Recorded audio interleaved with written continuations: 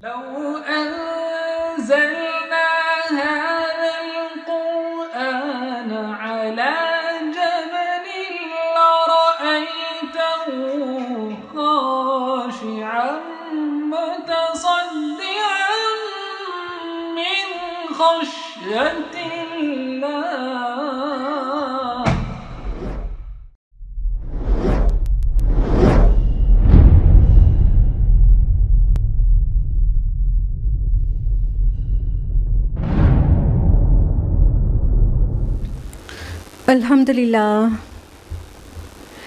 अल्हम्दुलिल्लाह वहदा वस्सलातु वस्सलामु अला मन ला नबिय्य बअदा वअऊज़ु बिल्लाहि मिनश शैतानिर रजीम बिस्मिल्लाहिर रहमानिर रहीम या अय्युहन्नासु क़द जाअतकुम मौइज़तुम मिर रब्बिकुम व शिफ़ाउल लिमा फ़िस सुदूर व हुदन व रहमतुल लिल मुमिनीन बिस्मिल्लाहिर्रहमानिर्रहीम रब्बिश्रह ली सदरी व यस्सिर ली अमरी वहलुल उक़दतम मिन लिसानी यफ़क़हू क़ौली। मेरे अज़ीज़ बहनों, आप सभी का दर्स कुरान मजीद में तहे दिल से खैर मक़दम है। अस्सलामु अलैकुम व रहमतुल्लाहि व बरकातुहू। अल्लाह ताला की ज़ात बाबरकत से उम्मीद है कि आप सभी बख़ैर आफ़ियत होंगी। अल्हम्दुलिल्लाह। तो चलिए बढ़ते हैं दर्स कुरान की तरफ। और दर्स कुरान में मेरे साथ कौन सी सूरा चल रही है? सूरा फातिर। लास्ट वीक हम लोगों ने सूरा फातिर की 21 आयत तक तफसील से जाना था। एग्जैक्टली। सो आयत नंबर 10 ऑनवर्ड्स आज हम लोग कंटिन्यू करेंगे। सो लेट्स बिगिन विद आयत नंबर 10। अऊज़ु बिल्लाहि मिनश शैतानिर रजीम बिस्मिल्लाहिर रहमानिर रहीम मन काना युरीदुल इज़्ज़त फ़लिल्लाहिल इज़्ज़तु जमीआ। और जो शख्स इज़्ज़त का तलबगार है तो इज़्ज़त तो कुल की कुल अल्लाह के पास है, अल्लाह के लिए है। इलैहि यसअदुल कलिमुत तय्यिब, और उसी की तरफ पाकीज़ा कलिमात चढ़ते हैं। वल अमलुस सालिहु यरफ़उहु, और नेक अमल उसको बुलंद करते हैं। वल्लज़ीना यमकुरून सय्याति लहुम अज़ाबुन शदीद, और जो लोग बुरी चालें चलते हैं उनके लिए दर्दनाक अज़ाब है। व मकरु उलाइका हुवा यबूर, और उनका मक्र, उनकी चालें नाबूद हो जाएंगी। तो अल्लाह सुब्हान ताला फरमा रहे हैं इस आयत में कि जो शख्स इज़्ज़त का तलबगार है तो उसे जान लेना चाहिए कि इज़्ज़त तो कुल की कुल अल्लाह की है, बल्कि इज़्ज़त कुल की कुल अल्लाह के हाथ में है। और अल्लाह ताला की मर्ज़ी के बग़ैर किसी को इज़्ज़त नहीं मिलती। व तुइज़्ज़ु मन तशाअ व तुज़िल्लु मन तशाअ, वो जिसे चाहे इज़्ज़त देता है और जिसे चाहे ज़लील और रुस्वा कर देता है। और इज़्ज़त असल में अल्लाह के लिए है। और सूरह मुनाफ़िक़ून सूरह नंबर 63 आयत नंबर 8 में फ़रमाया कि वलिल्लाहिल इज़्ज़तु वलिरसूलिही वलिल मुमिनीन। इज़्ज़त तो अल्लाह के लिए है और रसूल के लिए है और मोमिनीन के लिए है। तो ये लफ्ज़ इज़्ज़त है क्या? और इसी से अज़ीज़ भी है। इज़्ज़त का माना ताकत के होते हैं, इज़्ज़त का माना पावर, अथॉरिटी के होते हैं। और उर्दू ज़बान में हम इज़्ज़त समझते हैं ऑनर को, रेस्पेक्ट को। तो यहाँ पर जो इज़्ज़त मुराद है वो ऐसा रेस्पेक्ट, ऐसा ऑनर जो अथॉरिटी भी हो, जो पावर के साथ हो। तो पावर कुल की कुल अल्लाह ताला के हाथ में है। और अल्लाह ताला अपने रसूल को और मोमिनीन को ताकत देते हैं, गलबा देते हैं जब हम ईमान पर चलते हैं। तो अल्लाह सुब्हान ताला फरमा रहे हैं कि इज़्ज़त तो कुल की कुल अल्लाह ताला के हाथ में है। मुशरिकीन मक्का कई ऐसे देवी देवता बनाकर बैठे थे जिनके मुताल्लिक उनका गुमान था कि ये वो अल्लाह के यहाँ उनके रुतबे को बुलंद करेंगे, उन्हें इज़्ज़त दिलाएंगे और उन्हें उनकी तकरीम होगी और उनकी शफाअत करेंगे। तो अल्लाह ताला फरमा रहे हैं कि इज़्ज़त तो कुल की कुल अल्लाह के हाथ में है। अगर किसी को इज़्ज़त और बुलंदी और ताकत और गलबा चाहिए तो उसे क्या करना चाहिए? अपना ताल्लुक़ अल्लाह ताला से बेहतर करना चाहिए। जब अल्लाह ताला से ताल्लुक़ बेहतर होगा और सही सही ईमान होगा इंसान के पास, तो अल्लाह ताला तभी उसको भी इज़्ज़त दिलाएंगे। तो इज़्ज़त कुल की कुल अल्लाह के हाथ में है और अल्लाह के बग़ैर कहीं इज़्ज़त नहीं। और फरमाया कि इलैहि यसअदुल कलिमुत तय्यब, उसी की तरफ कलिमा तय्यबा चढ़ता है। तो ये कलिमा तय्यबा क्या है, पाकीज़ा कलिमात क्या हैं? अगर इब्न अब्बास की ओपिनियन माने तो ये ईमान है। और दीगर मुफस्सिरून के नज़दीक अलग अलग बातें भी हैं, जिसमें कंक्लूडिंगली ये कह सकते हैं कि पाकीज़ा कलिमात वो सभी खैर के बोल हैं जो कि ज़ुबान से निकलते हैं। ज़ाहिर बात है टॉप ऑफ ऑल तो कलिमा तय्यबा ला इलाहा इल्लल्लाह मुहम्मदुर रसूलुल्लाह यही है। और उसके अलावा भी कलिमात हो सकते हैं जो अच्छे हैं, यानी कि अल्लाह ताला की हम्द, तस्बीह और तकबीर और अज़कार और दावत इल्लल्लाह, तो जो भी खैर के कलमे ज़ुबान से निकलते हैं वो सभी कलिमा तय्यबा हैं, कलिमातुत तय्यबा हैं, पाक कलिमात हैं। तो फरमाया कि पाकीज़ा कलिमात, जो पाक कलिमे हैं, वो ऊपर की तरफ चढ़ते हैं, उसमें ख़ुद चढ़ने की सिफत होती है। लेकिन इलैहि यसअदु आया है, सआद आइन दाल, इसी से सऊद भी है। सऊद का माना होता है ऐसी चढ़ाई पे चढ़ना जो मुश्किल से, मतलब बहुत एफर्ट्स के बाद किसी जगह पे चढ़ा जा सके। जैसे कि पहाड़ पर चढ़ना है तो काफ़ी कोशिश के बाद चढ़ा जा सकता है। तो पाकीज़ा कलिमात जो हैं, यानी जो इंसान का कौल है, कौल हक़ है, उसमें ख़ुद चढ़ने की सिफत होती है, लेकिन वो चढ़ सकता है बहुत कोशिश के बाद। अल्टीमेटली वल अमलु सालिहु यरफ़उहु, जो नेक अमाल है वो उसको बुलंदी देते हैं। अगर इसको शॉर्टेज समझना चाहें तो ये कहना होगा कि जो ईमान है ना, वो नेक अमाल के बाद ही ऊपर जाता है और वो मकबूल होता है। अगर इंसान का ज़ुबान से कौल अच्छा है, ईमान है, लेकिन अमाल सालेह नहीं है उसके पास, तो वो ऊपर नहीं जा सकता। कहने का मतलब उसे नजात हासिल नहीं हो सकती इस सूरत में कि खाली बात ही है लेकिन अमल नहीं है। जाहिर बात है, अगर देखिए कोई ज़बान से ईमान का दावा करे लेकिन उसके अमल में वो चीज़ें ना हो जिसका ईमान मुतालबा करता है, तो क्या वो उसका ईमान काबिल कबूल है? अगर कोई इंसान कहे कि झूठ बोलना बहुत बुरा है, झूठ बोलना बहुत बुरा है, बहुत गुनाह है झूठ बोलना, लेकिन वो फ्रीक्वेंटली झूठ बोलता रहे, तो क्या सिर्फ ये कहना कि झूठ बोलना बुरा है काफ़ी हो जाएगा?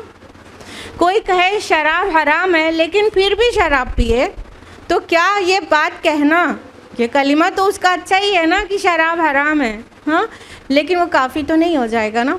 तो इसीलिए जो कौल है, कौले खैर है, उसके साथ फ़ेले खैर का होना ज़रूरी है। जब जो बात इंसान कहे उस पर अमल भी करे, तब उसको अल्लाह सुब्हान ताला के नज़दीक बुलंदी नसीब होती है, तब वो मकबूल होते हैं।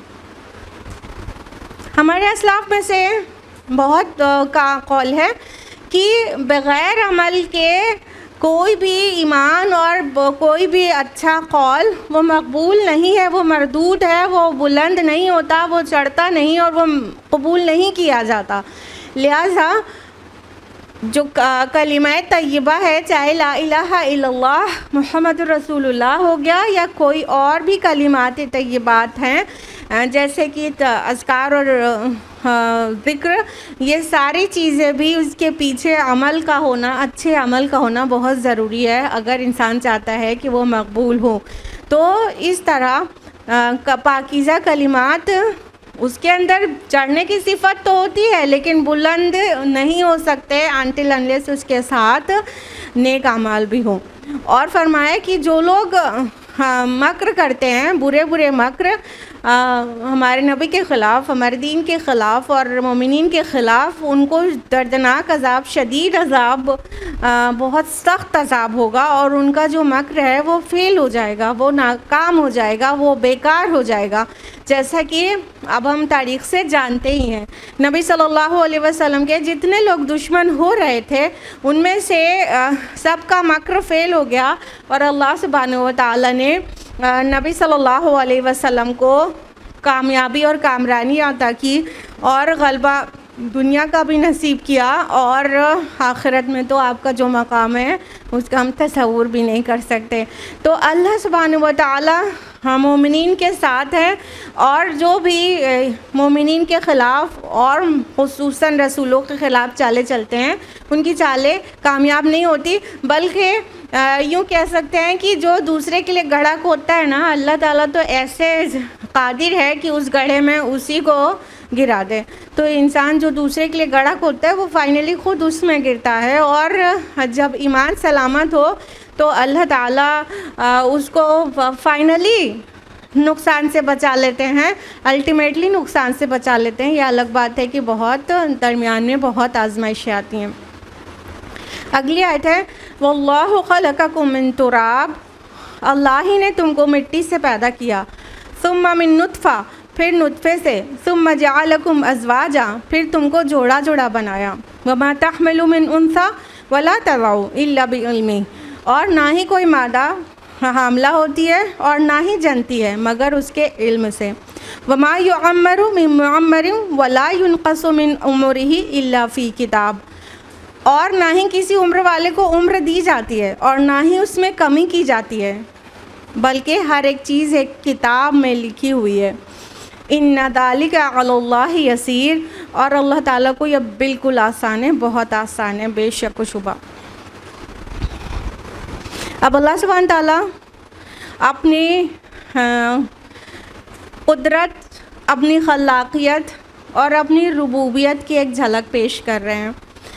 अल्लाह ताला फरमा रहे हैं कि तुम अल्लाह की इबादत क्यों करो, इसलिए कि वो तुम्हारा खालिक है। खलक़कुम, उसने तुम्हें पैदा किया है, मिन तुराब, मिट्टी से, तुम मिन नुत्फ़ा, फिर नुत्फ़े से।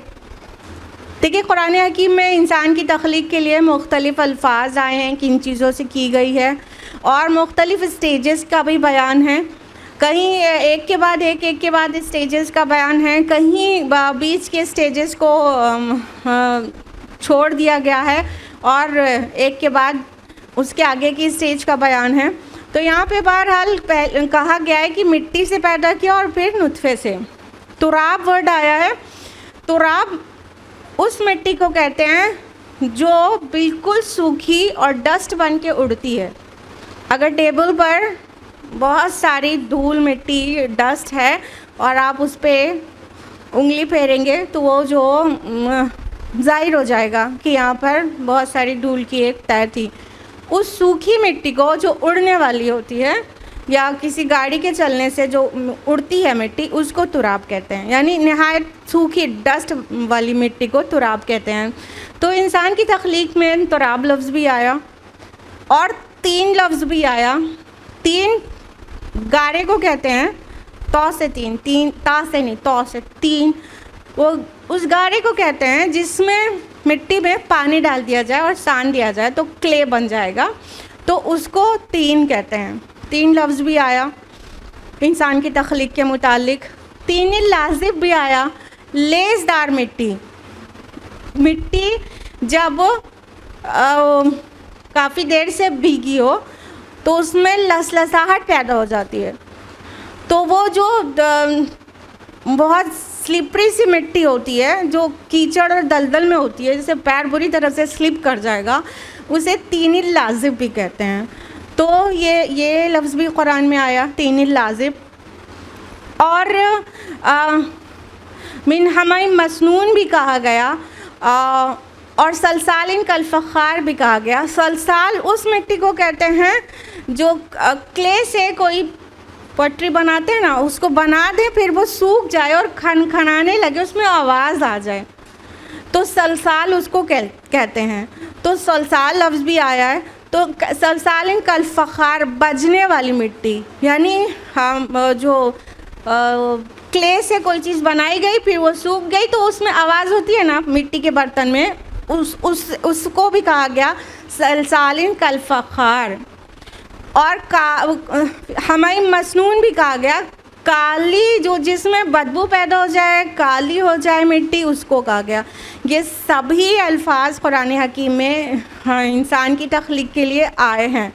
तो ये मुख्तलिफ़ स्टेजेस हैं, हमने आपको सीक्वेंस में ही बताया है कि पहले तुराब थी तो फिर पानी डाला गया, पानी से भी इंसान की तख्लीक हुई है, ये भी कहा गया, राइट। बल्कि हर लिविंग बीइंग की तख्लीक पानी से हुई है, ये भी कुरान हकीम में कहा गया सूरह अंबिया के 30 में। तो उसमें मिट्टी में पानी डाला जाए तो वो 3 बन जाती है, तुराब से 3 बन गई, क्ले बन गई। अब वो पड़ी रह जाए तो बिल्कुल लसलसा जाएगी, बिल्कुल स्टिकी सी हो जाएगी, तो उसे तीन लाजिम में कन्वर्ट हो जाएगी। फिर उसको जब सुखाया जाएगा, कोई चीज़ शेप दे दी जाएगी, फिर सुखा दिया जाएगा तो वो सलसाल हो जाएगी, सलसालिन कल फ़खार हो जाएगी। तो ये सारे स्टेजेस से आदम अलैहिस्सलाम को गुजारा गया है। और फिर जो लिविंग फॉर्म में स्टार्ट होता है उसके लिए नुत्फ़ा लफ्ज़ आया है, मनी आया है, मनी की युमना, और इस तरह से मुख्तलिफ़ अल्फाज, अमशाज लफ्ज़ आया मिले जुले नुत्फ़े से, मनी अमशाज। तो कई अल्फाज कुरान हकीम में अब लाइफ पैदा होने के बाद वाले भी कई अल्फाज आए हैं। यहाँ पे नुत्फ़ा लफ्ज़ आया है, नुत्फ़ा का एक माना मोती भी होता है, ठीक है। तो नुत्फ़े से जो एक्चुअल मुराद है, अगर उसको एनाटॉमी से कंसीलिएशन दे के देखें कि ये मुख्तलिफ़ अल्फाज कैसे हैं, तो नुत्फ़े से बेसिकली जो मेल का स्पर्म होता है उसमें एक हेड होता है और एक बाकी एक पतली सी लंबी सी टेल होती है। तो उसका जो हेड होता है जिसके अंदर क्रोमोसोम्स होते हैं, वही जेनेटिक मटेरियल है क्रोमोसोम, और वही फीमेल के ओवम से फ्यूज़ होता है तो ज़ाइगोट बनता है। तो नुत्फ़तिन अमशाज जो आया तो उस ज़ाइगोट के लिए आया कि मिले जुले नुत्फ़े से, कि यानी मेल और फीमेल के मिले जुले नुत्फ़े से। और ये नुत्फ़ा जो है उस स्पर्म के हेड को कहते हैं जो ओवम में अंदर पेनिट्रेट करके पहुंच जाता है और फीमेल के ओवम से फ्यूज़ करता है, और टेल जो होती है वो टूटकर वो अलग हो जाती है। टेल, स्पर्म की टेल नहीं जाती ओवम के अंदर, टेल बाहर हो जाती है। तो जो अंदर जाने वाला पोर्शन होता है हेड स्पर्म का, वो बिल्कुल मोती की तरह दिखाई देता है, और वो माइक्रोस्कोप से भी नहीं दिखता है, वो इलेक्ट्रॉन माइक्रोस्कोप से दिख सकता है। वो बहुत छोटा होता है, बहुत छोटा होता है। एक वो 20-30 ml सीमेन में 20 से 30 करोड़ स्पर्म्स होते हैं, इतने सारे, 50 करोड़ भी हो सकते हैं, ये एवरेज बताया आपको, ठीक। तो उतने सारे स्पर्म्स में से एक स्पर्म जो यूटिलाइज होता है, वो स्पर्म का जो हेड होता है उसके अंदर जेनेटिक मटेरियल है, डीएनए है, और वो मोती की तरह होता है। तो नुत्फ़ा मीन्स मोती भी होता है, पर्ल भी होता है। तो बहरहाल जो मुख्तलिफ़ अल्फाज आए हैं सबके अलग अलग मीनिंग है। अगर एनाटॉमी पढ़ें, एनाटॉमी किसे कहते हैं, वो ब्रांच ऑफ साइंस जो इंटरनल बॉडी ऑर्गन्स की स्टडी के लिए होती है, और जो एक्सटर्नल की एक स्टडी होती है उसे मॉर्फोलॉजी कहते हैं, राइट। तो एनाटॉमी अगर पढ़ें तो पता चलेगा कि जहाँ पर भी कुरान में जो लफ्ज़ आया है वो उससे अलग अलग स्टेजेस में अलग अलग स्ट्रक्चर्स मुराद हैं, इसलिए अलग अलग अल्फाज आए हैं। तो फरमाए कि वो अल्लाह तो तुम्हारा खालिक है, उसने तुमको तुराब से पैदा किया। अब तुराब से लेकर बाकी जो नॉन लिविंग स्टेजेस थी उसको पूरा बीच से स्किप किया गया। अब लिविंग स्टेज पे आ गए। और नुतफ़ा फरमाया कि नुतफ़े से पैदा किया, यानी जो तुम्हारा सिलसिला है, जो फर्स्ट ह्यूमन है, तो उसको तो अल्लाह ताला ने मिट्टी से बना दिया। और मिट्टी से बनाने का मतलब यही है कि जो एलिमेंट्स मिट्टी में होते हैं वो ह्यूमन बॉडी में है, तो वही उन्हीं एलिमेंट्स का इंसान बना है। क्या क्या होता है? Carbon, oxygen, nitrogen, phosphorus, calcium और थोड़ा जिंक वगैरह, ठीक है। तो ये सारे एलिमेंट्स से मिलकर इंसान बनाया, वही एलिमेंट्स मिट्टी में होते हैं।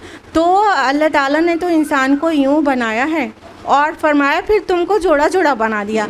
अब देखिए जो नुतफ़ा लफ्ज़ है उसके बाद अज़वाजा लफ्ज़ आ गया, जोड़ा जोड़ा बनाया। अब हमें जो मॉडर्न जेनेटिक्स है वो कितना डिटेल में बता रही है ना कि जो औरत के अंदर जो क्रोमोसोम्स होते हैं वो पेयर ऑफ क्रोमोसोम्स वो दो तरह के, एक तरह का होता है एक्स एक्स जिसका नाम दिया गया है, लेकिन मेल्स के अंदर एक्स वाई दो अलग अलग तरह के क्रोमोसोम्स होते हैं। तो जब एक्स एक्स से मिलता है तो एक फ़ीमेल बेबी बॉर्न होता है, और जब एक्स वाई से मिलता है तो एक मेल बेबी, एक बॉय पैदा होता है।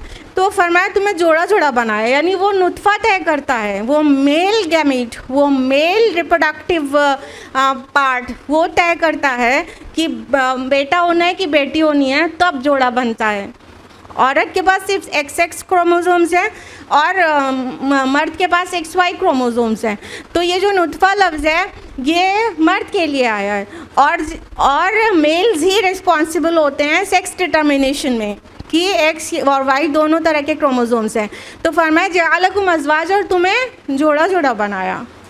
तो अल्लाह ताला ने तो इतनी आलीशान तख्लीक की, और फरमाते हैं कि और कोई भी मादा जो हामिला होती है उसका हमल और जब वो पैदा करती है वो सब कुछ अल्लाह के इल्म में है। अल्लाह के इल्म की बात यहाँ पर इसलिए भी की गई कि सारे बातिल नज़रियात का रद्द हो जाए। हाँ, अहले मक्का भी ये समझते थे और आज के मॉडर्न एरा के लोग भी ये समझते हैं कि एक बाकायदा फ़िलासफ़ी है कि अल्लाह ताला ने बस पैदा कर दिया, वो हर एक चीज़ से मतलब उसको कंडक्ट नहीं कर रहा है, उसे चला नहीं रहा है, और हर एक चीज़ उसके इल्म में कैसे ही हो सकती है, और इतनी छोटी छोटी चीज़ें भी। तो इससे शिर्क का एक पैदावार हो गई कि छोटे छोटे सारे डिपार्टमेंट्स गॉड ने अलग अलग को दे दिए, अब वो अपने अपने डिपार्टमेंट्स देख रहे हैं। अल्लाह ताला को हर एक छोटी चीज़ का इल्म नहीं है माज़अल्लाह। अल्लाह ताला ने कहा नहीं, अल्लाह ताला को सारी चीज़ों का इल्म है। यहाँ तक कि कोई भी मादा जब हामला होती है तो चाहे वो अटलांटिक ओशन में कोई ब्लू व्हेल हो वो हमल से होती हो, चाहे वो जो कोई बर्ड हो जो कि अंडा देने वाली है तो वो चिड़िया के अंदर जो अंडा है वो भी उसका हमल है। और चाहे किसी गार में कोई शेरनी को हमल ठहर गया हो, या किसी अफ्रीका के जंगल में कोई बंदर की फ़ीमेल को हमल ठहरा हो, वो सब अल्लाह के इल्म में है।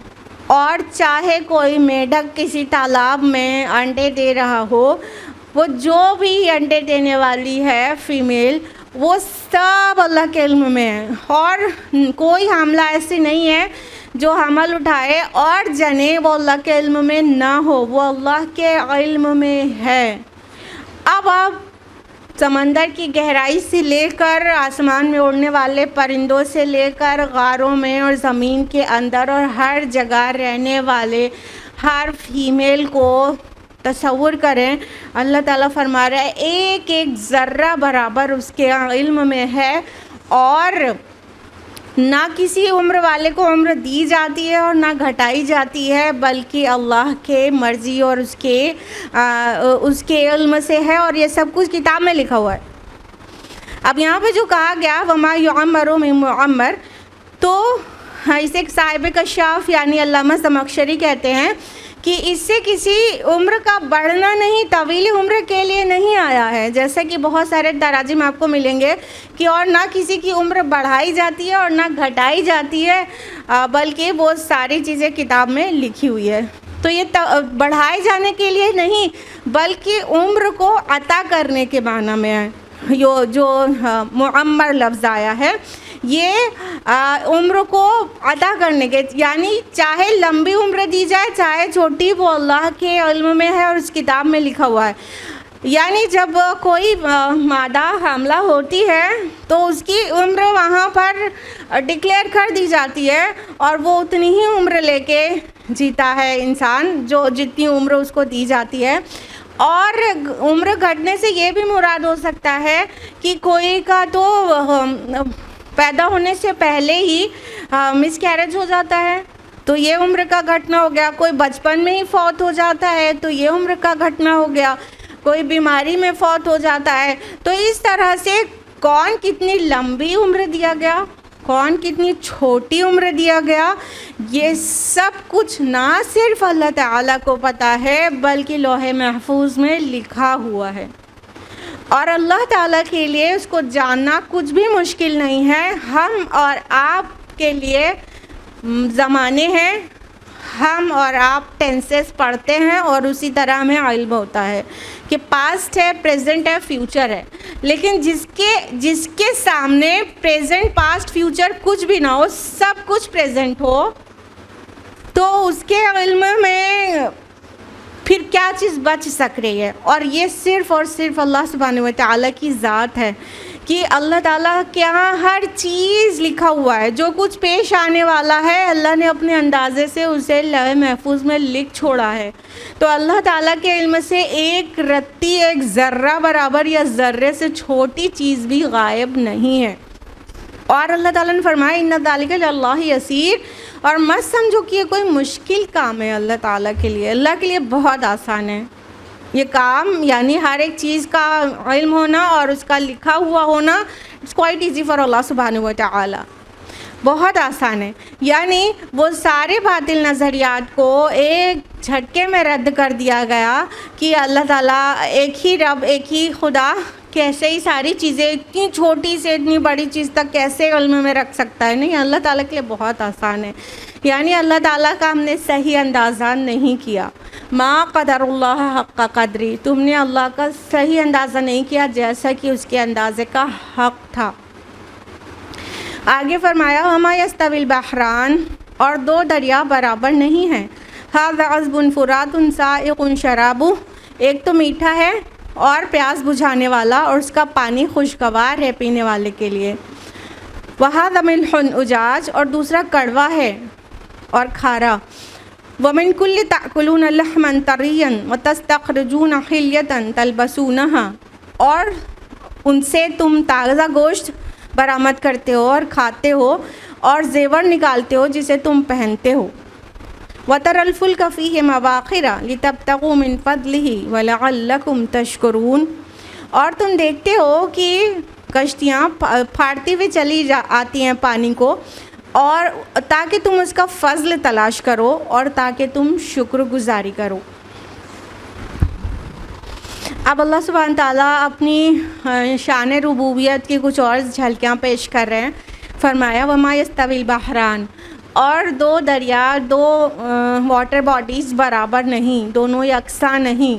दो वाटर बॉडीज़ कौन सी, आगे डिस्क्रिप्शन भी आ गया कि एक तो मीठा पानी है, खुशगवार है पीने वालों के लिए। सायग़ मीन्स होता है जो इजी टू ड्रिंक हो और पीने में अच्छा हो, आसानी से पिया जा सके। तो सायग़ुन शराबो, पीने वाले के लिए खुशगवार और बहुत आसानी से हलक से उतरने वाला। और दूसरा हाज़ा मिल्हुन उजाज, उजाज ऐसे कड़वे और खारे पानी को कहते हैं जो हलक से नहीं उतारा जा सके, यानी समंदर का पानी। आप सबको पता है फ्रेश वाटर बॉडीज़ कौन सी हैं, रिवर्स हैं और मुख्तलिफ स्ट्रीम्स हैं और लेक्स हैं, ये सब फ्रेश वाटर इसमें रहता है। लेकिन जो अक्सर पानी की बॉडीज़ हैं वो क्या हैं, समंदर का पानी है, और वो सख्त कड़वा है, यानी खारा है, इतना ज़्यादा नमक है उसमें कि वो पीने के लायक तो नहीं है, लेकिन दोनों में ही खैर है। अल्लाह ताला ने फरमाया कि दोनों एक जैसे नहीं हैं, मीठा पानी और खारा पानी दोनों एक जैसा नहीं है। वमा यस्तविल बहरान, दोनों वाटर बॉडीज़ यकसान नहीं हैं। और अल्लाह ताला ने अपनी इन दो टाइप्स के वाटर को कि अपनी कुदरत के करिश्मे के तौर पर भी मेंशन किया कुरान हकीम में, सूरह रहमान सूरह नंबर 55 आया नंबर 19-20 में, मरजल बहरैन यल्तक़ियान बैनहुमा बरज़ख़ुन ला यब्ग़ियान, कि और दो समंदरों को उसने मिला दिया, दो पानियों को उसने मिला दिया, और उसके दरमियान एक आड़ है, एक बैरियर है जो उसे मिक्स होने से रोकती है।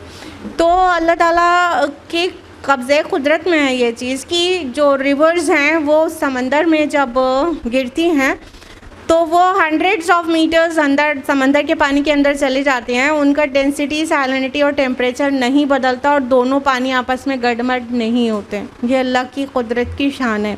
तो दोनों अलग अलग तरह के पानी हैं, लेकिन क्या है, दोनों बराबर नहीं है। एक मीठा है, यानी जो नदियों का पानी है और चश्मों का पानी है वो मीठा है, उसमें खारापन इतना नहीं है कि वो पिया ना जा सके, लेकिन समंदर का पानी बहुत खारा है।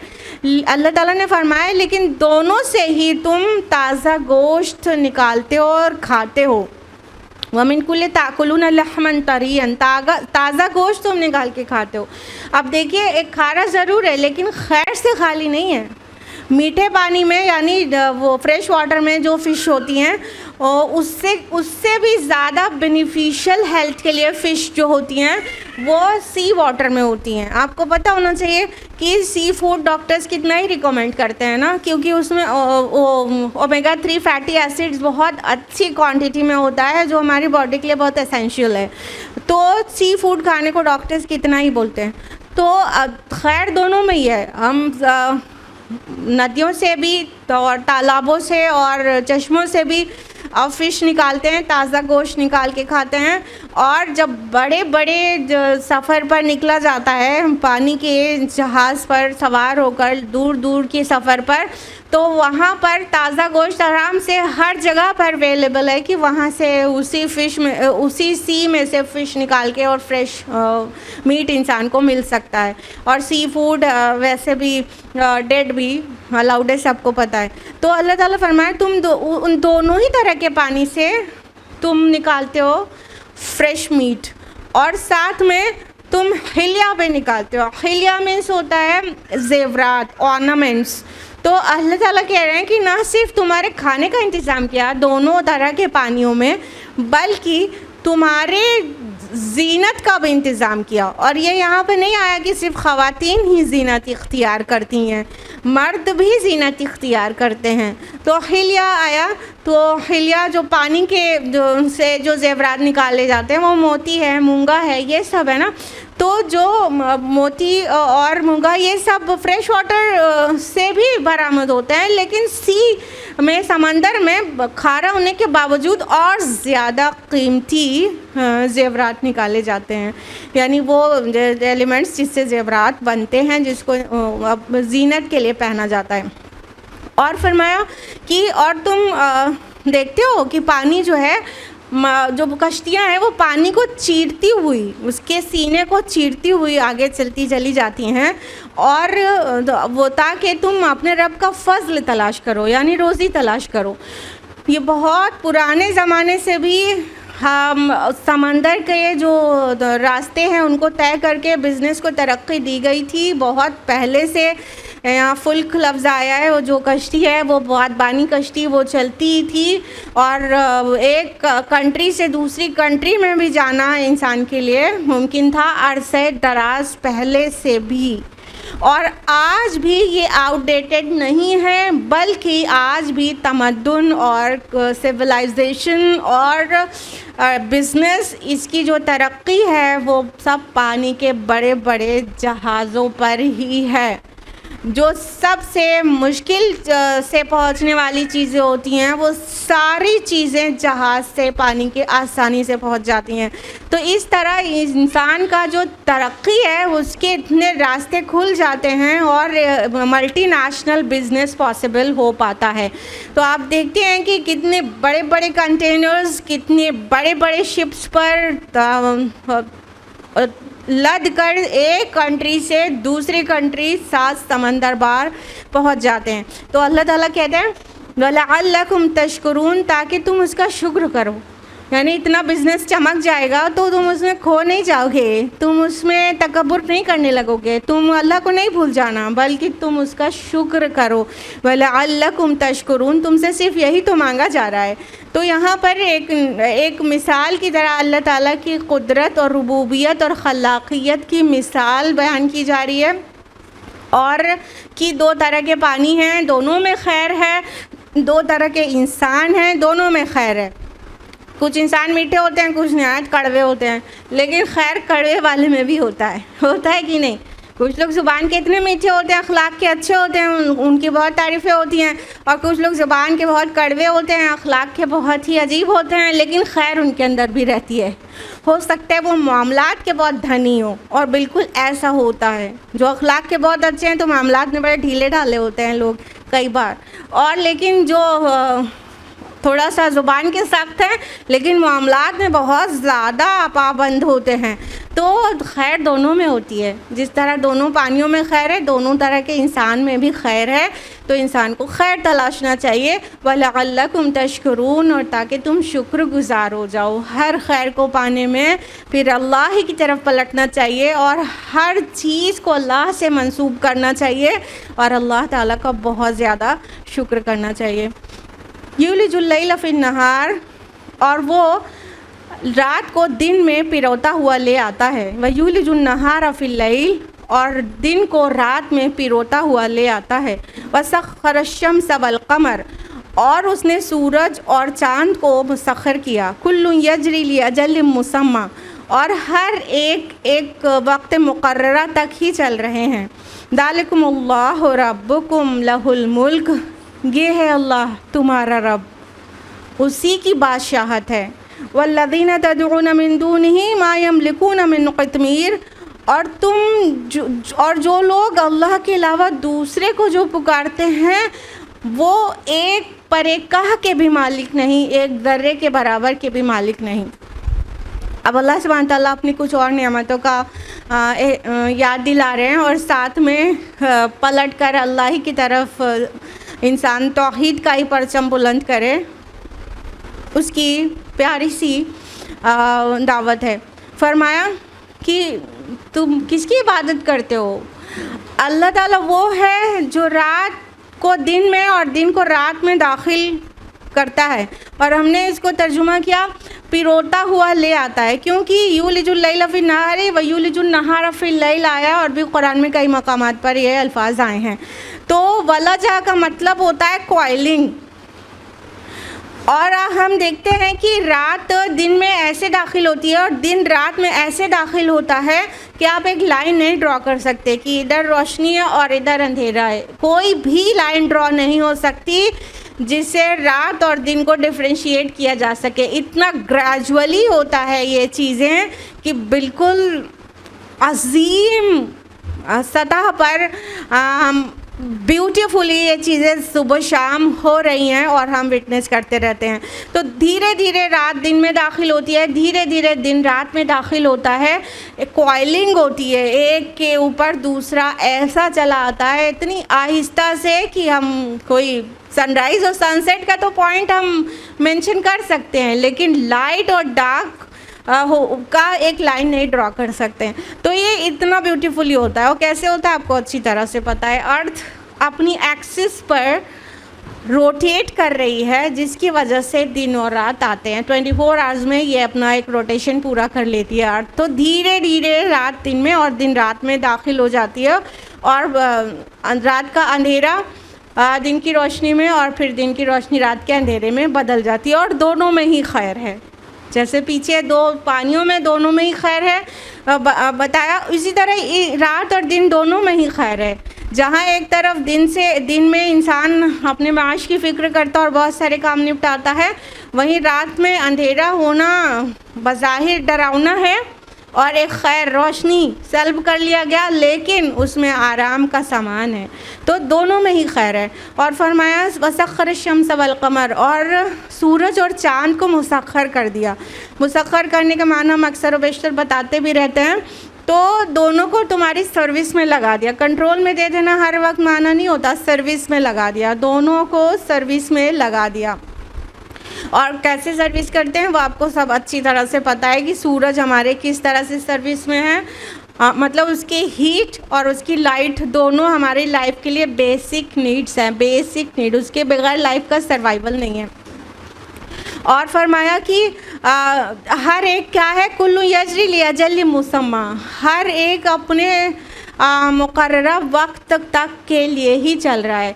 यजरी, कुल्लु यजरी से पता चल रहा है साफ साफ कि हर एक मोशन में है, रोटेशन में है, रेवोल्यूशन में है, सब चल रहा है, जारी है, कोई रुका हुआ नहीं है, जैसे कि पहले की साइंस कहती थी। अब साइंस एडवांस होने के बाद हुआ है कि जितनी सेलेस्टियल बॉडीज़ हैं सब एक मोशन में हैं, कोई रुका हुआ नहीं है, सब चल रहे हैं। तो इस चलने से हमें भी एक सबक मिलता है कि हम भी एक्टिव रहें, स्टैग्नेंट ना हो जाएं, हम ठहर ना जाएं, रुक ना जाएं, बल्कि हरकत में रहें। अब अल्लाह सुब्हान तआला फरमा रहे हैं कि दालिकुमुल्लाहु रब्बुकुम लहुल मुल्क, वो है अल्लाह तुम्हारा रब।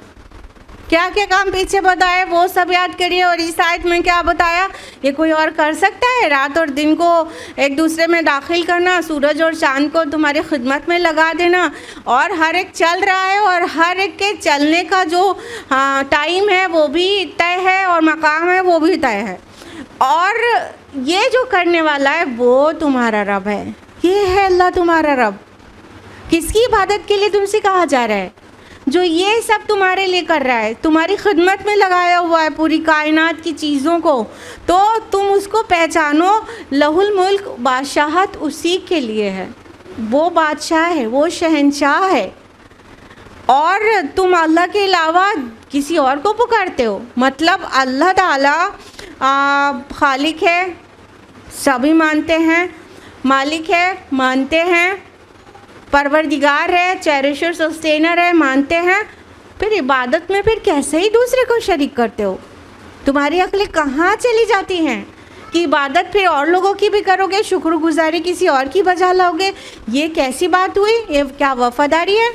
नहीं, बल्कि तुम अल्लाह के अलावा जिसकी भी इबादत करोगे, जिसको भी पुकारोगे, तुम अपने अच्छे बुरे वक्त में किसी को पुकारोगे, तो तुम जान लो कि वो एक ज़र्रे के भी मालिक नहीं। यहाँ हम लफ्ज़ी तर्जुमा कर रहे हैं, ज़र्रे के भी मालिक नहीं। आया है मा यमलिकूना मिन क़ितमीर, क़ितमीर खजूर की गुठली के ऊपर एक झिल्ली होती है सफ़ेद सी, जो ताज़ा खजूर में दिखती तक नहीं है। जब वो सूख जाता है तो आप देखते हैं ना, छुहारे में से एक झिल्ली नुमा सफ़ेद सी चीज़ दिखाई पड़ती है, उसको क़ितमीर कहते हैं। तो चूँकि मुखातब अव्वल अहले अरब थे, तो उनके अराउंड की चीज़ों से मिसालें दी गई, यानी हक़ीर चीज़ की मिसाल दी गई।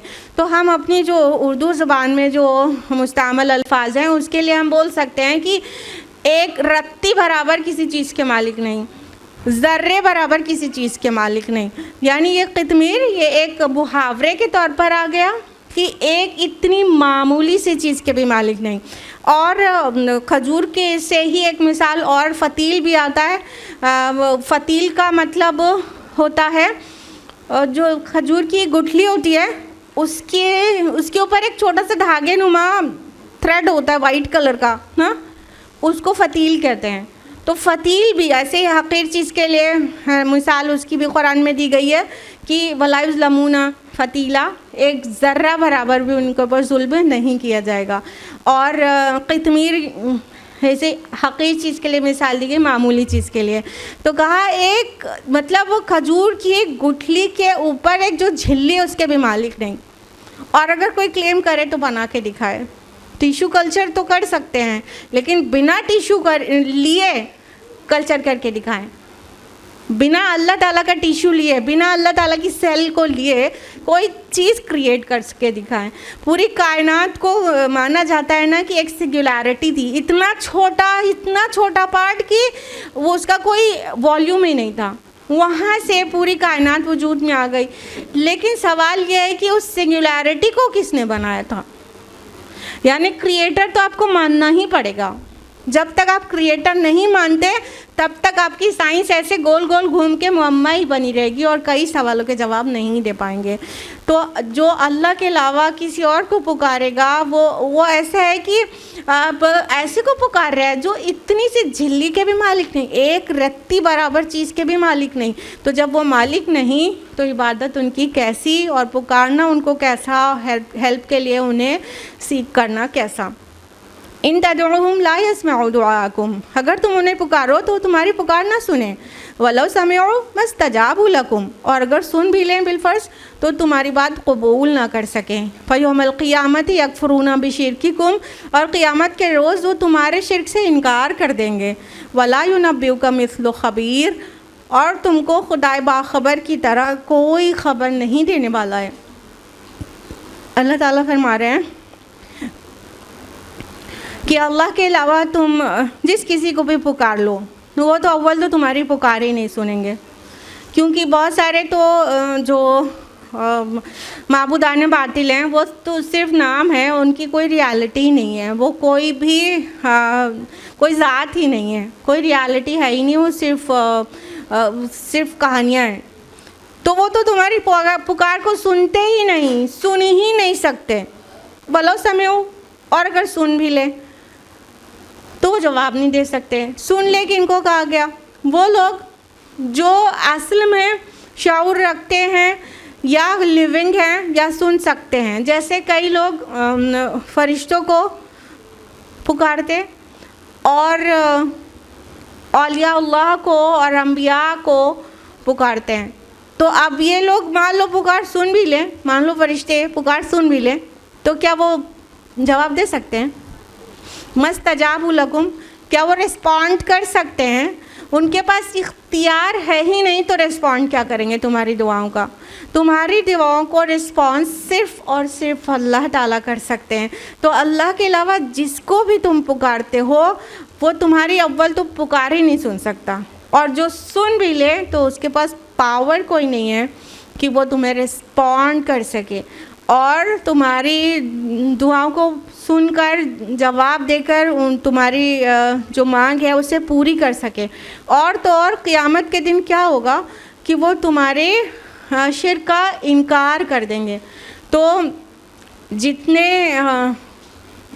अजीब और ख़बीस बीइंग्स को पुकारा जाता है, जैसे शैतान को और जिन्नों को, तो वो तो कह देंगे कि तुम्हारी कमबख्ती है, तुमने हमको पुकारा। क़यामत के दिन यही सीन क्रिएट होने वाला है, जगह जगह पर कुरान में आया है, हम कई बार बताते भी रहते हैं। वो कह देंगे तुम्हारी गलती है, तुम्हारा दीवानापन है, तुमने हमें पुकारा, क्यों हमको पुकारा? तुम अल्लाह को पुकारते हैं, हमने तो तुम्हें गलत की तरफ बुलाया था, हाथ पकड़ के करा तो नहीं दिया था। तो वो तो इनकार कर देंगे वहाँ पर इस तरह। और जो अल्लाह के नेक बंदों को पुकार लेते हैं, या रसूलुल्लाह की पुकार लगा देते हैं, छोटी बात समझते हैं आप लोग इसको, उठते बैठते कहते हैं या रसूलुल्लाह, या रसूलुल्लाह नहीं या अल्लाह। बहुत फ़र्क हो गया दोनों में, ज़मीन और आसमान का फ़र्क हो गया, ईमान और शिर्क का फ़र्क हो गया, और इंसान की ज़ुबान पे ये सब या रसूलुल्लाह, या अली मदद, बहुत फ़र्क हो गया। ईमान और शिर्क का फ़र्क हो गया। क्या अली रज़ियल्लाहु अन्हु मदद कर सकते हैं? हाँ, तो अगर कोई पुकार सुन भी ले बिलफर्ज तो वो मदद नहीं कर सकता, और रोज़े क़यामत ऐलान बरात कर देगा। यानी अल्लाह के जो नेक बंदे हैं उनको पुकार लिया गया अगर, तो वो रोज़े आखिरत कहेंगे अल्लाह पाक हम नहीं जानते, ये हमें पुकारते थे, हम क्या जाने तुम हमें पुकारते थे, हमने तो कभी तुमको नहीं बुलाया था कि हमें पुकारो, हमने तो अल्लाह से जोड़ा था तुम्हें।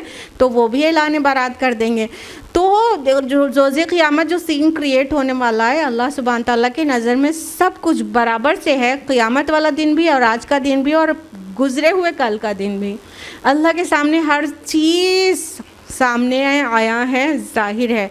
तो अल्लाह ताला फरमा रहे वला युनब्बिउका मिस्लु ख़बीर, कि और तुम्हें अल्लाह ताला की जैसा कौन ख़बरदार करेगा। यानी कि ये किसी की अक़ली दलील के तौर पर तुम्हें नहीं बात बताई जा रही है कि क़यामत में क्या सीन क्रिएट होगा। ये अल्लाह ताला बहुत ही ख़बर रखने वाला, हर ज़र्रे से वाकिफ़ रहने वाला तुम्हें बाखबर कर रहा है कि ऐसा मत करो, रोज़े क़यामत तुम्हें ये दिन देखना पड़ेगा। और अल्लाह ताला की नज़र में है वो दिन भी। तो अल्लाह ताला बहुत ही ख़बरदार की तरफ से ये ख़बर दी जा रही है, अब उसकी नहीं मानोगे तो तुम किसकी मानोगे? या अय्युहन्नास अंतुमुल फुक़राउ इलल्लाह, ए लोगो वो तो तुम हो जो अल्लाह के मोहताज हो। वल्लाहु हुवल गनियुल हमीद, और अल्लाह तो गनी है, बेपरवाह और सब तारीफ़ों वाला। अब एड्रेस तमाम नौ इंसानी से है। या अय्युहन्नास सिर्फ अहले ईमान को पुकार नहीं लगाई जा रही है, बल्कि दुनिया के हर इंसान को एड्रेस किया जा रहा है। या अय्युहन्नास, ए लोगो, ए नौ इंसानी, ओ ह्यूमन काइंड, ओ ह्यूमन रेस, ओ एंटायर ह्यूमैनिटी, क्या अंतुमुल फुक़रा, तुम फ़कीर हो। फ़कीर मांगने वाले को नहीं कहते अरबी ज़ुबान में, मांगने वाले को साइल कहते हैं। फ़कीर मोहताज को कहते हैं, जो जिसको किसी की ज़रूरत हो, जो सेल्फ सफिशिएंट ना हो। तो कुल के कुल इंसान अल्लाह के मोहताज हैं, अल्लाह के फ़कीर हैं। अल्लाह के बग़ैर वो एक सांस नहीं ले सकते, कुछ भी नहीं कर सकते, और उनकी एक एक सांस और एक एक रोया और एक एक उनकी सेल अल्लाह ताला के रहमत की मोहताज, उसकी ब्लेसिंग्स की मोहताज है, तभी जी सकता है कोई ना। तो इंसान तो कुल का कुल अल्लाह का मोहताज है, लेकिन अल्लाह ताला क्या है? हर एक से गनी। गनी उसी को कहते हैं जिसको किसी की ज़रूरत ना हो और सबको उसकी ज़रूरत हो, और वो सारी ज़रूरतों से पाक हो, किसी की भी ज़रूरत ना हो। तो अगर अल्लाह की इबादत की तरफ बुलाया जा रहा है तो इसका हरगिज़ मतलब नहीं कि अगर बंदे अल्लाह की इबादत करेंगे तो अल्लाह की बादशाही चलेगी दुनिया के बादशाहों की तरह, और अगर अल्लाह की इबादत नहीं करेंगे तो उसकी बादशाहत में कोई ज़र्रा बराबर का फ़र्क वाक़ हो जाएगा। कुछ भी अल्लाह को हमारी ज़रूरत नहीं है। पूरे इंसानों और जिन्नों को एड्रेस करके एक हदीस कुदसी में, जो कि सही मुस्लिम से ट्रांसमिट हुई है, बता दिया गया कि ये इंसानों और जिन्नों तुम्हारे अव्वल और आखिर सब के सब उस बंदे की तरह हो जाएं जो ज़ुए ज़मीन पे सबसे ज़्यादा मुत्तकी है, तो भी अल्लाह की बादशाहत में कोई इजाफ़ा होने वाला नहीं। और तुम्हारे अव्वल और आखिर तमाम जिन्नो इंस उस शख्स की तरह हो जाएं जो सबसे ज़्यादा गुनाहगार है, तो भी अल्लाह ताला की बादशाहत में कुछ कमी वाक़ होने वाली नहीं है। तो अल्लाह क्या है? अल्लाह तो गनी है और अल हमीद है, आज ख़ुद तारीफ़ किया हुआ। तुम अल्लाह की हम्द करो और शुक्र करो, ये तुम्हारे बेनिफिट के लिए है। लेकिन अगर नहीं करते तो वो अपनी ज़ात में आप महमूद है, वो तुम्हारे हम्द करने से हमीद नहीं है, वो तुम्हारे अल्हम्दुलिल्लाह कहने का मोहताज नहीं है कि उसकी हम्द तब होगी, नहीं, वो अपनी ज़ात में महमूद है, वो ख़ुद हमीद है। तुम करो या ना करो, पूरी कायनात का ज़र्रा ज़र्रा उसकी तहमीद में मशगूल है, वो हम्द किया हुआ है, किसी के करने से उसकी हम्द नहीं है। तो अल्लाह सुब्हान ताला बेपरवाह है, यानी बिल्कुल गनी है और अपने आप में महमूद है, और फ़कीर तो तुम हो, डिपेंड तो तुम हो, और ज़रूरत तो तुम्हें है। तो तुम अपने आप को पहचानो और अल्लाह ताला की इबादत की तरफ तुम्हें जो बंदा बुला रहा है, रसूलुल्लाह सल्लल्लाहु अलैहि वसल्लम, उसकी बात मान लेते हो तो तुम्हारा अपना फ़ायदा है, और अल्लाह ताला का उसमें कोई भी फ़ायदा नहीं है। एक ज़र्रा बराबर अल्लाह ताला की मिल्कियत में और उसकी बादशाहत में कोई इजाफ़ा नहीं होने वाला है जब तुम सब के सिर्फ फरमा बरदार हो जाओ। आप एक कड़वी बात आ रही है, इन यशा युज़हिबकुम व यअति बिख़ल्क़िन जदीद, और अगर चाहे तो तुमको नाबूद कर दे और नई मखलूक लाबाद करे। वमा ज़ालिका अलल्लाहि बिअज़ीज़, और ये काम अल्लाह को कुछ भी मुश्किल नहीं है। अब अल्लाह सुब्हान ताला फरमा रहे हैं कि तुमको रब की नहीं मानना है तो तुम्हें उसके बाद भी जो मोहलत है ना, तो उसकी शान गफ़ारी, शान रहीमी है। ऐसा नहीं है कि तुम अल्लाह की नाफरमानी कर कर के अल्लाह को थका रहे हो और आजिज़ कर रहे हो, और अल्लाह ताला तुम्हारा माज़अल्लाह कुछ कर नहीं पा रहा है, बल्कि अल्लाह ताला इस चीज़ पर भी कादिर है कि तुमको आने वाहिद में तुम सबको मिटा दें और तुम्हें एक को नहीं, तुम्हारी पूरी कौम, और तुम्हारी एक पूरी कौम नहीं, पूरे रुए ज़मीन के इंसान को ही मिटा दे। एक आन में, एक लम्हे में तुम सबको मिटा दे, और सिर्फ इतना ही नहीं, तुम्हारी जगह दूसरी मखलूक ला दे। ये अल्लाह को बिल्कुल बिल्कुल आसान है, ये कुछ भी मुश्किल काम नहीं है अल्लाह ताला के लिए। आप देखिए हमसे पहले क्या जिन्नात आबाद थे, हाँ, और अगर एनिमल्स को देखें तो न जाने कितने एनिमल्स इस रुए ज़मीन पर जिनके फॉसिल्स मिलते हैं, आज वो नहीं है। आखिर डायनासोर्स वगैरह थे मिलियंस ऑफ ईयर्स अगो, तो वो आज बिल्कुल भी नहीं है। तो कल कोई मखलूक आबाद थी, फिर उन सब को ख़त्म कर दिया गया, और आज दूसरी मखलूक आबाद हुई कि नहीं। तो अल्लाह के लिए कितना आसान है। हाँ, तुम्हारे हिसाब से उसमें मिलियंस ऑफ ईयर्स लगते हैं, अल्लाह ताला के तो कलमा कुन से चीज़ें हो जाती हैं। तो अल्लाह ताला कुन कहेगा और तुम्हारी ये जो आलम खल्क है उसमें चीज़ों को होने में टाइम लगेगा, वो तुम नापोगे तौलोगे बैठकर। लेकिन अल्लाह ताला तो एक लम्हे में सब कुछ मिटा सकता है। अल्लाह के लिए क्या मुश्किल है। आपको किसी और दर्स में बता चुके हैं टाइम टू टाइम कि जो एस्टेरॉइड्स हैं, मेट्रॉइड्स छोटे छोटे से गिरते हैं खाली अर्थ पर, लेकिन जो बड़े आसमानी पत्थर हैं एस्टेरॉइड्स, एक एस्टेरॉइड भी गिर जाए ज़मीन पर तो पूरे यहाँ की जो लाइव स्टॉक है पूरा सब तबाह हो जाए। और डायनासोर्स का एक्सटिंक्शन जो हुआ है वो किसी एस्टेरॉइड के टकराने से ही हुआ है। एक एस्टेरॉइड टकरा गया और सारे जो उस वक्त ज़िंदा मखलूक थी अर्थ पर इंक्लूडिंग डायनासोर्स, वो सब पेरिश हो गए, ख़त्म हो गए। फिर अल्लाह ताला को इंसानों को बसाना था, उसके लिए ज़मीन को तैयार कर दिया। तो अल्लाह के लिए क्या मुश्किल है कि एक और एस्टेरॉइड यहाँ पे तो बस टकरा जाए। सब अपने अपने ऑर्बिट में हैं, इसलिए अल्लाह ताला सबको मना किए हुए हैं कि ज़मीन पे नहीं टकराता कोई। एक भी बड़ा आसमानी पत्थर जो पहाड़ के बराबर का होगा वो टकरा जाएगा और हम सब एक लम्हे में ख़त्म होके रह जाएंगे। और फिर अल्लाह ताला यहाँ दूसरी मखलूक पैदा कर दे और जो हमारी तसव्वुर से बिल्कुल मावरा हो कि वो कैसी होगी, उस मखलूक को आबाद कर दे। इनफैक्ट इसमें ये इशारा मौजूद है कि आज तुम हो, कल कोई और मखलूक आ सकती है। इसमें एक इशारा है कि जब तुम्हारा यहाँ पर काम ख़त्म हो जाएगा, तुम्हारे रजिस्टर्स लपेट दिए जाएंगे, तो इस ज़मीन को किसी और से रिप्लेस कर दिया जाएगा जैसे पहले थे।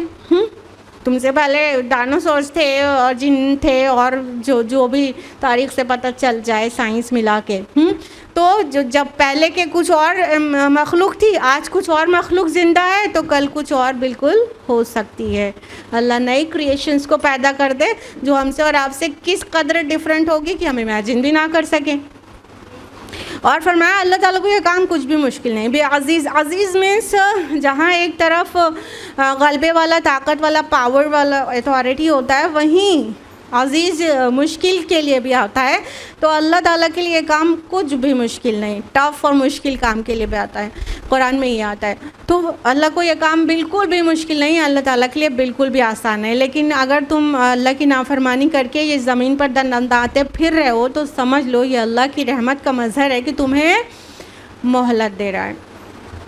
वला तज़िर वाज़िरतुम विज़रा उख़रा, और कोई उठाने वाला किसी दूसरे का बोझ नहीं उठाएगा। वइन तदु मुस्क़लतुन इला हिमलिहा ला युहमल मिन्हु शैउन वलो कान ज़ा क़ुरबा, और ना कोई उठाने वाली जान उठाएगी बोझ किसी का, अगर किसी को बुलाए तो कोई भी बोझ नहीं उठा सकता, चाहे वो करीबी रिश्तेदार ही क्यों ना हो। इन्नमा तुन्दिरु लज़ीना यख़शौना रब्बहुम बिलग़ैबि व अक़ामुस्सलाह। ए नबी सल्लल्लाहु अलैहि वसल्लम, आप तो उन्हीं को नसीहत कर सकते हैं जो गैब पर ईमान लाए और नमाज कायम करे। वमन तज़क्का फ़इन्नमा यतज़क्का लिनफ़्सिही, और जो शख्स तज़किया करता है वो अपने ही लिए, अपनी ही जान के लिए पाकी इख्तियार करता है। व इलल्लाहिल मसीर, और सबको अल्लाह ही की तरफ लौट कर जाना है। अब शिर्क की एक और शाख है, उसके ऊपर भी ज़रब लगाई गई। फरमाया कि कोई उठाने वाला दूसरे का बोझ नहीं उठाएगा। अब शिर्क इस मौजू पर भी बहुत है ना दुनिया में कि कफ़ारे का कॉन्सेप्ट, यानी कि ईसाईयत में क्या है कि मसीह अलैहिस्सलाम सब के गुनाहों के कफ़ारे की वजह से सूली पर चढ़ गए माज़अल्लाह। तो अल्लाह ताला ने वाज़े कर दिया कि कोई किसी का बोझ नहीं उठाएगा, करे कोई और भरे कोई, ऐसा नहीं है अल्लाह ताला के क़ानून में। और कोई मुमकिन ही नहीं है कि कोई बोझ किसी दूसरे का उठा ले। यहाँ पर बोझ जो विज़्र जो कहते हैं वो उस बोझ को कहते हैं जो नागवारी के साथ उठाया जाए, गुनाहों का बोझ, जो बोझ उठाने में नागवारी महसूस हो, तकलीफ़ हो, उस बोझ को विज़्र कहते हैं। और हमल जो है नॉर्मल बोझ को कहते हैं, जो खुशगवारी से भी उठाया जाता है। तो अगर कोई भी इंसान का जो बोझ है गुनाहों का, वो किसी दूसरे के ऊपर डाल ही नहीं सकता रोज़े आखिरत। तो एक तो यहाँ पर जो ये फंडा शुरू कर लिया गया कि किसी के कफ़ारे में कोई और चला जाएगा, तो ऐसा नहीं है।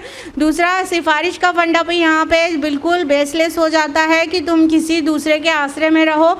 जैसा कि मुशरिकीन मक्का जिसके ख़ानदान के लोग ईमान ले आए थे, वो कह रहे थे कि ऐसा है, तुम अपने आबाई दीन पर वापस आ जाओ, मोहम्मद के दीन को छोड़ दो सल्लल्लाहु अलैहि वसल्लम, तुम्हारा जो भी वो सज़ा और सवाब होगा वो हमारे कांधों पर। तो ऐसा नहीं होता। और आज भी बहुत लोग इसी तरह बहकाते हैं और बहुत से लोग यही सोच के बहक जाते हैं कि ये हमको ये वाला रास्ता दिखा रहे हैं जो आसान लग रहा है। और अगर ये गलत हुए भी तो खुद ही जवाब देंगे ना। तो वो नहीं तुम्हारा बोझ उठाएगा, तुम्हें अपनी अक्ल से काम लेना है, तुम्हें अपनी समझ से काम लेना है। कोई बोझ उठाने वाला दूसरे का बोझ नहीं उठाएगा। मल्टीप्लाई तो हो जाएगा इतनों को बहकाने का, लेकिन तुम्हारे बोझ में से कमी नहीं करेगा कोई चाहे तो नहीं करेगा। इसकी मिसाल दुनिया में भी मौजूद है। इंसान सोचता है कि दुनिया में तो इंसान उठा लेता है दूसरे का बोझ और दूसरे का ज़िम्मे अपने ज़िम्मे ले सकता है, लेकिन आखिरत में नहीं ले सकता। नहीं, दुनिया में भी बहुत सी चीज़ दूसरे का इंसान कर ही नहीं सकता। एक माँ है, बहुत मोहब्बत करती है अपने बच्चे से, और उसको 105 डिग्री बुखार है, और वो चाहे कि इसका बुखार 101 डिग्री खाली हो जाए और बाकी 104 डिग्री हमको हो जाए। ऐसा हो सकता है? उठा सकता है? हाँ। किसी को बीवी है, शौहर बड़े नाजों से रखता है उसे, बहुत मोहब्बत करता है। अब बीवी की पैर टूट गया और बहुत ज़्यादा दर्द है, हड्डी का दर्द किस कदर होता है। अब शौहर चाहे कि इसका दर्द मुझे मिल जाए और ये अच्छी तरह से रहे, तो ऐसा हो सकता है? तो दुनिया में मिसालें मौजूद हैं कि दूसरे का इंसान बोझ नहीं उठा सकता, दूसरे का पेन अपने को नहीं दे सकता, और वो जिसका है उसी पे रहेगा। तो आखिरत में क्या मुश्किल है कि एक इंसान का बोझ उससे चिपक गया हो और वो उसे छोड़े ही ना, और किसी के लिए मुमकिन ही ना हो कि उसका बोझ उठा ले। वो उसकी ज़ात के साथ चिमटा हुआ होगा, पॉसिबल नहीं होगा कि दूसरा उसको शेयर करा ले।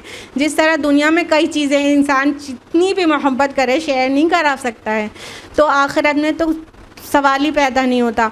तो फरमाया चाहे कोई वलो करना ज़ाक़ुरबा, अगर कोई करीबी रिश्तेदार भी हो ना, तब भी नहीं।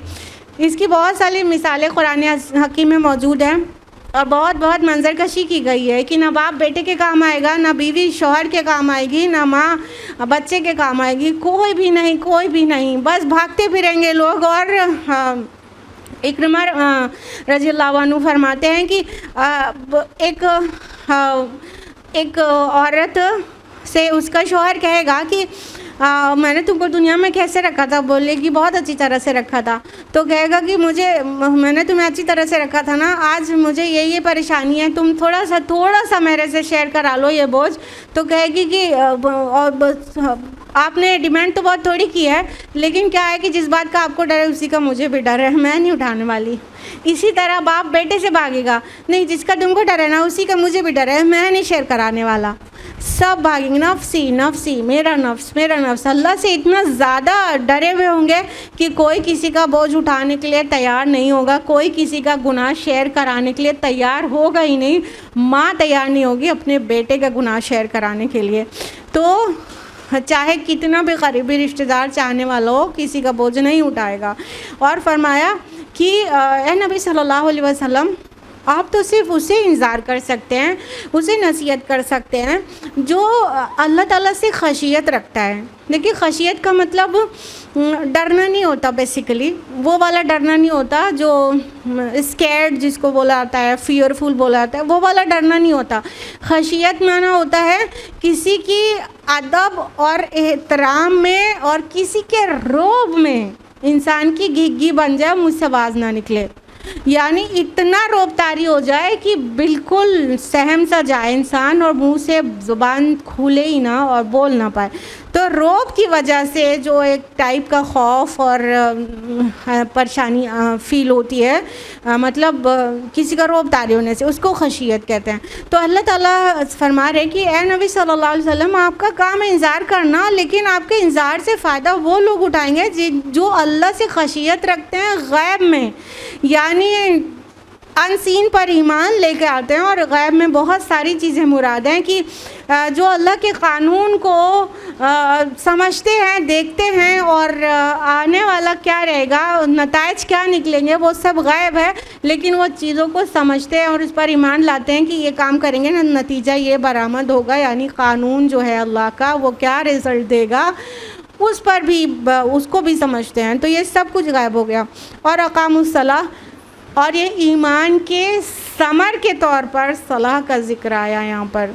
अगर ईमान सही है तो ज़ाहिर है सलाह कायम करेगा वो बंदा, यानी कि जो वो लोग ही के ऊपर फ़ायदा देगा। नबी का भी इंतज़ार और तबशीर जो अल्लाह से खशियत रखते हैं, गैब पर ईमान लाते हैं और सलाह कायम करते हैं। लेकिन याद रहे, जो अपना प्योरिफिकेशन करता है, जो अपने सोल को प्योरीफाई करता है, तो वो अपने फ़ायदे के लिए, उसका ही तो फ़ायदा है। हाँ, अगर इंसान सोचे कि मतलब जिम जाए हस्बैंड और बॉडी जो है मसल बिल्ड हो बीवी की, तो ऐसे तो नहीं होता ना, होता नहीं ना। तो जो इंसान अपना प्योरिफिकेशन करेगा उसका ही प्योरिफिकेशन होगा, उसी के सोल को फ़ायदा देगा, दूसरे को फ़ायदा नहीं देगा वो प्योरिफिकेशन ऑफ द सोल। तो जो तज़किया करता है अपने नफ्स का, उसी के लिए फ़ायदेमंद है, किसी और को नहीं एहसान कर रहा है नफ्स का तज़किया करना। और अल्टीमेटली लौट कर तो सबको अल्लाह ही की तरफ जाना है। तो याद रहे कि तुम्हारा रिटर्न अल्लाह की तरफ है, तुम्हें अपना काम का सबमिशन अल्लाह की तरफ करना है, तुम्हें अपनी रिपोर्ट अल्लाह के को सबमिट करना है। इसलिए बात अल्लाह की मान लो, और तुम्हारा रब ये है जो ऊपर बयान किया गया। फिर अब तुम क्यों ही अल्लाह के साथ किसी और को शरीक करते हो, और क्यों अपने रब के साथ इखलास इख्तियार नहीं करते। आज के लिए इतना ही। अल्लाह सुब्हान तआला हम सबको कुरान मजीद पढ़ने, समझने, गौर व फिक्र करने, अमल करने और दूसरों तक पहुँचाने की तौफ़ीक़ अता फ़रमाए। आमीन। व आख़िरु दावाना अनिल हम्दुलिल्लाहि रब्बिल आलमीन। अस्सलामु अलैकुम व रहमतुल्लाहि व बरकातुहू।